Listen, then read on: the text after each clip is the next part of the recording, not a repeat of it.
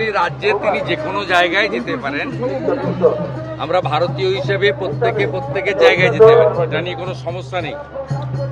বিষয়টা হচ্ছে যখন সন্দেশখালীর মা বোনেরা অত্যাচারিত হচ্ছিল দীর্ঘদিন ধরে, তাদের জমি লুট হচ্ছিল, শারীরিক অত্যাচার হচ্ছিল, তাদেরকে মাঝরাত্রে পার্টি অফিসে নিয়ে গিয়ে পিঠা তৈরি করা হতো, সেদিন মুখ্যমন্ত্রী যাননি।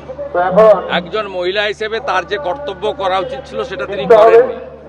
উল্টো দিকে বিধানসভায় দাঁড়িয়ে তিনি শাহজাহানকে সমর্থন করেছেন যে এরা চাইছে, অর্থাৎ কেন্দ্রীয় সরকার মানে বিজেপি চাইছে শাহজাহানকে জেলে ঢুকিয়ে এলাকা দখল করতে।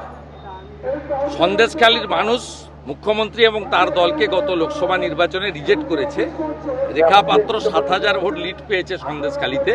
বসিরহাট আমরা জিততে পারিনি, তার কারণ ৫০%-এর বেশি, ৬০%-এর কাছাকাছি মুসলমান ভোট আছে। মুসলমানরা আর যাই করুক, তারা বিজেপিকে ভোট দেয় না ধর্মীয় কারণে। হিন্দুরা ভোট দেয় উন্নয়নের জন্য, ধর্মীয় কারণে নয়। হিন্দুরা বিভক্ত হয় আর মুসলমানরা মোদিজির রেশন নেয়, মোদিজির ভ্যাকসিন নেয়। ভোটের সময় আমাদেরকে হিন্দুদের পার্টি বলে।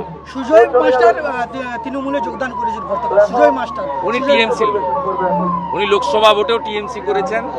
উনি প্যারা টিচার সংগঠনের টিএমসির নেতা।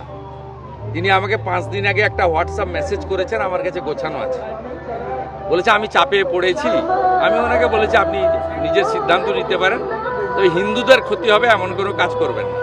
নন্দীগ্রামে বোমা উদ্ধার হয়েছে আজকে, ভয় দেখাচ্ছে মামনি জানা, যাকে 8ই ডিসেম্বর জিহাদিরা বোমা ছুড়েছিল।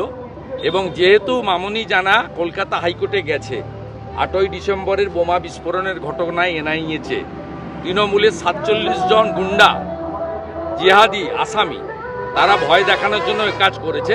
মামনির উপর এই আক্রমণ আগেও হয়েছে। মামনির স্বামী অবসরপ্রাপ্ত সামরিক কর্মী। মামনিরা, রেখাপাত্ররা ভয় করার মহিলা নয়। এদের 1000 টাকার লক্ষ্মীর ভান্ডার দিয়ে কেনাও যায় না। ভুল জায়গায় হাত দিয়েছে।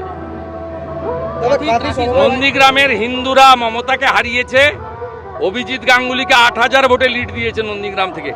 একটাও হিন্দু নন্দীগ্রামের মমতাকে এবং তার পার্টিকে, এটা মুসলিম লীগ, তৃণমূল মানে মুসলিম লীগ, তাকে কেউ ভোট দেয় না, হিন্দুরা দেবে না। কাঁথি সমবায় নির্বাচন দাবিতে বিজেপি নেতারা, বিজেপি ভোটে লড়াইনি। আপনার মাথা খারাপ হয়েছে নাকি? বিজেপি ভোটে লড়েছে, ওখানে প্রতীক ছিল নাকি? ভোট লুট করেছে যারা প্রার্থী ছিল, হাইকোর্টে গেছে, হাইকোর্ট বলে দিয়েছে সিসিটিভি ফুটেজ আর শেয়ার রেজিস্টারে সই, একটা ব্যালটের একটা পাটে সই, সব মুসলমানদের নিয়ে গিয়ে ভোট করিয়েছে। কোনো হিন্দুকে ভোট দিতে দেয়নি। ভোট বাতিল হবে কন্টাই কোঅপারেটিভ ব্যাংকে। বিজেপি লড়াইনি, কিন্তু যাদেরকে হারিয়েছে জোর করে, এই দৃশ্য আমরা দেখিনি। এই ব্যাংক মমতা ব্যানার্জি বা তার পৈতৃক সম্পত্তি নয়।